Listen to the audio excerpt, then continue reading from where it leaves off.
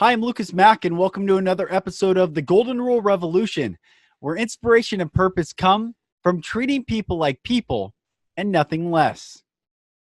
Today, I want to talk about the two families that each of us can choose into, and this is globally.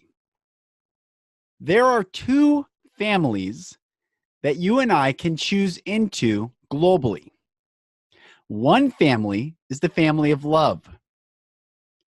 The other family is the family of fear. Which family are you choosing into? You see, we have a choice every single moment of every single day to choose which family, which tribe, and what impact we will make and belong to. The world is spinning. For some, it seems it's spinning out of control. For others, it seems it's simply spinning faster. How do you see the world? The media wants you to see the world as full of fear and impending doom, harm, threat, danger, darkness. But walk outside. How do you see the world? What is the world around you? Is it the danger? Is it the darkness? Perhaps. Perhaps you may be in this very current moment in the midst of darkness and in the midst of danger. These two families, the family of love and the family of fear, both produce very different offspring. The family of love produces the offspring of 100% freedom. The family of fear produces the offspring of 100% bondage. Where are you on that spectrum of absolute freedom or absolute bondage?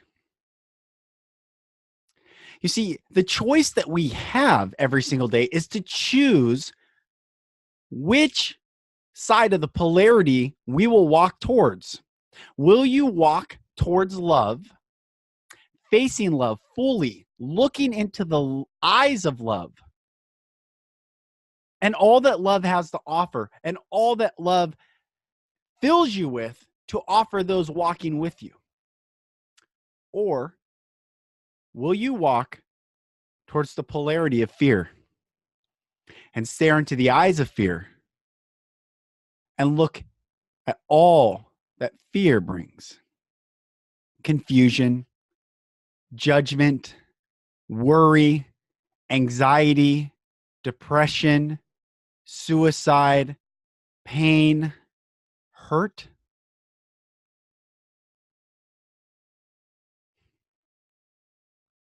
This world, it seems, with the help of individuals and the media,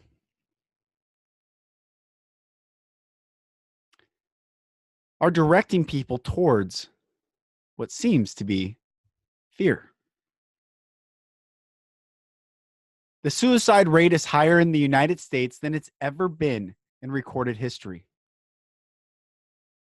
The opioid epidemic, addiction, people are struggling. And those that claim to not struggle, some judge those that struggle and some love those that struggle. Love makes us free. It does. There's a lot of false imitation, or there's a lot of imitation love out there. Conditional love. Anytime you tell someone you love them, but there are conditions upon that love, that's not love. Now, we have been taught to call the feeling that we have love, but it's not love because love never ends. There is no such thing as conditional love.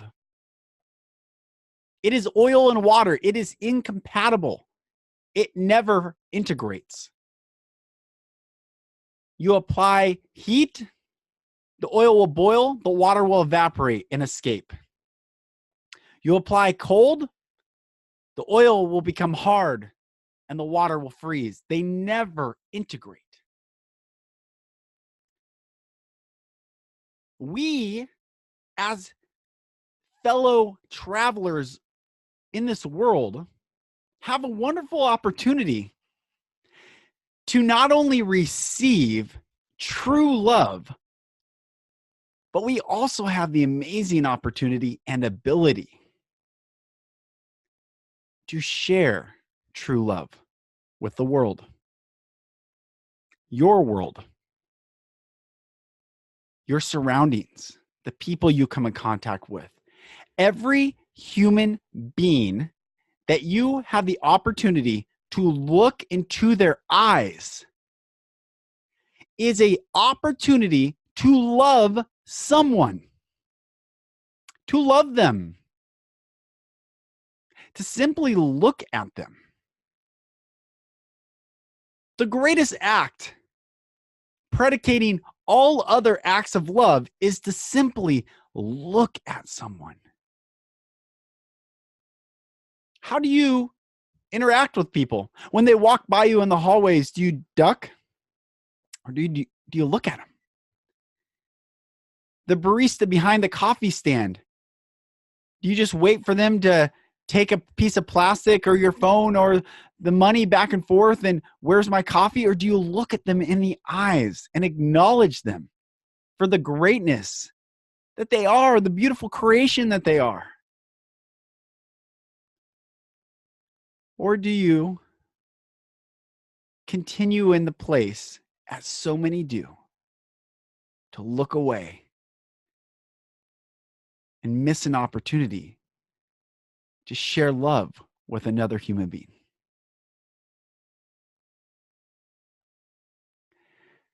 This world is craving love. What just happened at the synagogue for the bris this past weekend has nothing to do with a material act. It has everything to do with the absence of love. It has nothing to do with a material act. It has everything to do with the absence of love. You cannot extract all matter on planet Earth and still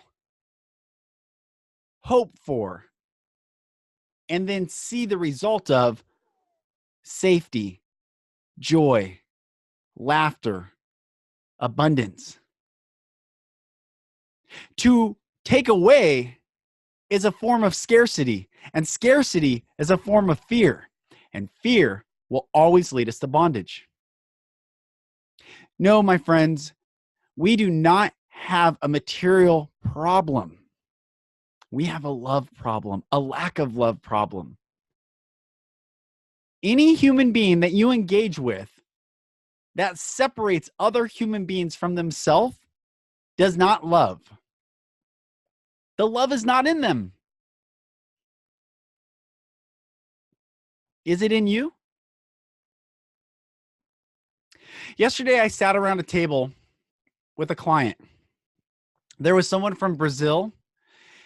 There was someone from the Netherlands. There were two people from India, and then there was me. And we sat around the table, all of us with different backgrounds, certainly, different upbringings. Even the Indians, one went to a Catholic school, one went to a military school in India. One was raised speaking English. One was raised speaking Hindi. The Brazilian grew up in this incredibly fascinating world where he was taught English and business. And he was talking about the rest of Brazil's education was about the humanities. And he was very specific on their views of social structures. And then there's this beautiful soul from the Netherlands. And he was discussing his viewpoint of the newly elected president of Brazil. And it was fascinating. No one agreed. And in the lack of agreement, I looked at them all and I said, this is so beautiful. Humanity is beautiful. All our differing views, all our differing beliefs, it's beautiful.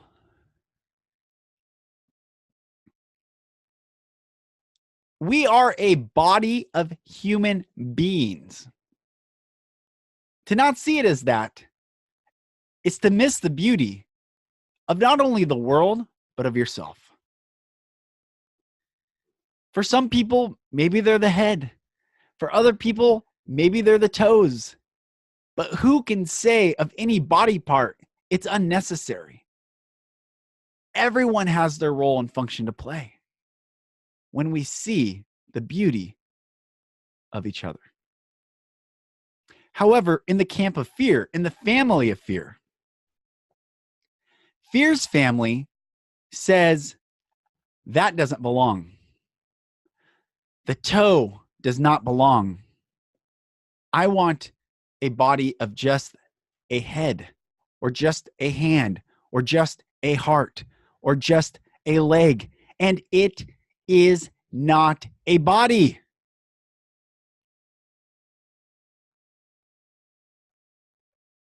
Humanity's beauty is that we all are different. We all come together. We are a family of human beings. And in that universal family, there are two families: the family of love and the family of fear. Now, this is not a religious podcast.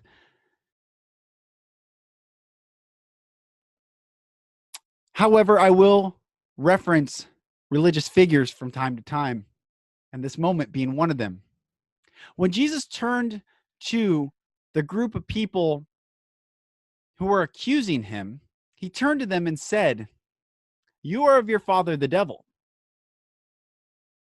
Now, I just said devil. I just said Jesus. But if you understand what the word devil means, it means accuser. If you understand what the word Jesus means in Hebrew, Yeshua, which means salvation. And what is salvation? When we salivate, we are in the presence of something that intrinsically triggers our body to react. Salvation is being in the presence of love. When you are in salvation, you are in love. You are in the embodiment of love. And he said, I'm in the family of love. You are in the family of fear.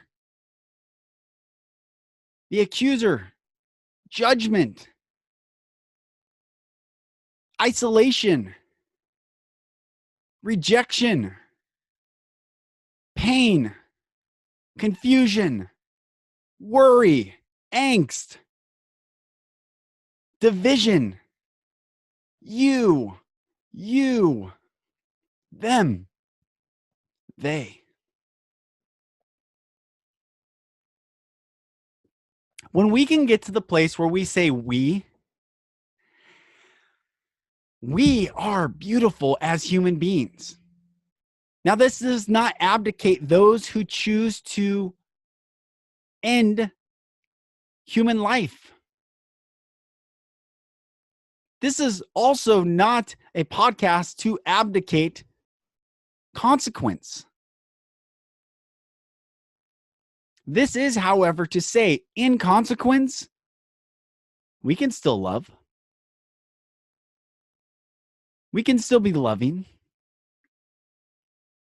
And the philosophers and the mystics and the religious leaders throughout the centuries have argued and debated and discussed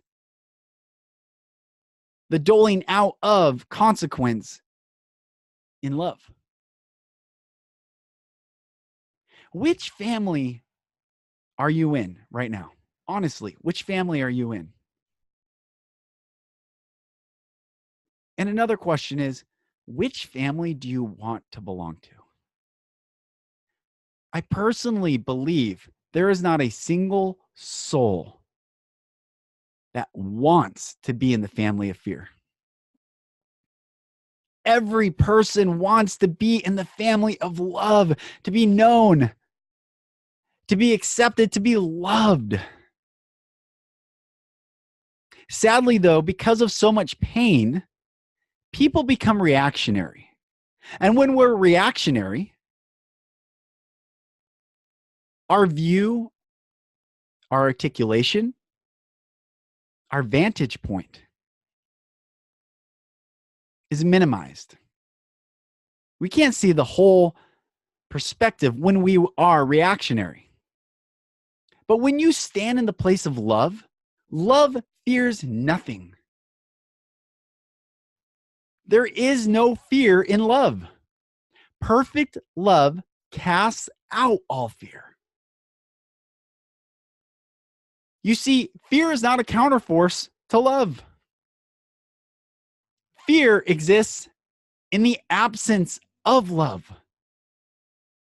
So our dear friends that are in the family of fear are only in the family of fear because they have not experienced someone from the family of love saying, come out. Come forth. I'll cry with you. I'll sit with you. I'll break bread with you. I'll listen to you. I'll love you through it. We have an amazing opportunity to heal and stop the hurt. If you want to hurt another, it is because you are a hurt person. For hurt people hurt people. Healthy people heal people. A healthy person does not hurt another. A hurt person cannot heal another.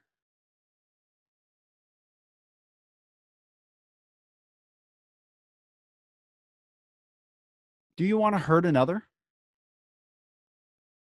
Then my invitation for you is to forget them and allow healing in you. Because, understandably, you want the results of the pain to go away. You want the pain to go away. But logically, pain perpetuates more pain. Hurt people continually hurt people.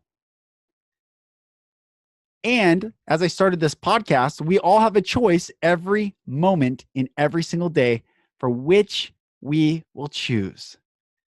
Health and healing, freedom, light, love, joy, goodness, kindness, patience, gentleness.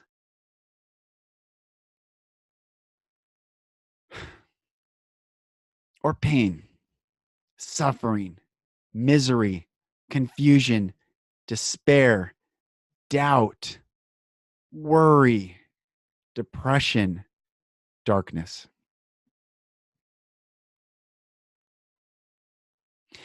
We are never absolutes as human beings. However, we can walk towards one absolute or another, and we can lead others to walk towards one absolute or another. And you influence those people around you, whether you're influencing them to walk towards fear and join fear's family, or you get to influence people and walk towards love and bring them into love's family. Don't be of the accuser, the judge. Because the moment you stand in place of judgment, you have stood truly above all of humanity. And it is not your place, nor it is of mine. Our job is to simply be humble and love. And this is not weakness. This is not soft. This is power. Love is power. Love is power. And the beautiful thing is, out of the darkness comes forth the most beautiful light, the most brilliant light.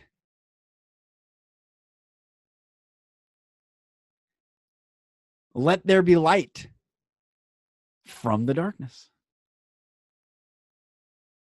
You get to choose to be light. The Golden Rule Revolution, listen, it's becoming more clear to me every single day why this podcast was called the Golden Rule Revolution. Now, I named it, but in wondering what to name it, that was the name I got. It is revolutionary, and it will become more revolutionary in the days to come to stand for a place of love for all, to treat people like people, and to treat another exactly the way you deep down desire to be treated yourself. And the more you go in, the more you discover yourself, the more you allow yourself to grow and to heal and to expand and to know thyself, you can go forth more powerfully into the world and love and heal and liberate others. So this is the message today. Which family are you choosing to belong to? The family of love, which is constantly giving, without condition, always going forth, always liberating, or the family of fear? The choice is ours to make, and may we make it wisely.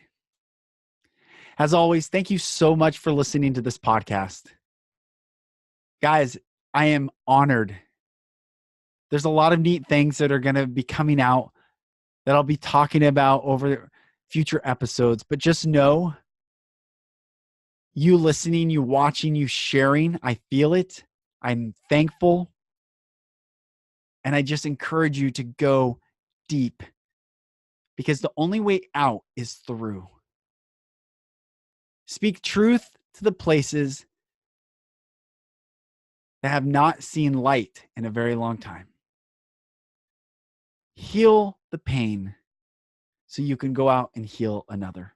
I'm Lucas Mack. This has been the Golden Rule Revolution. Thank you for listening, and I will talk to you on the next episode.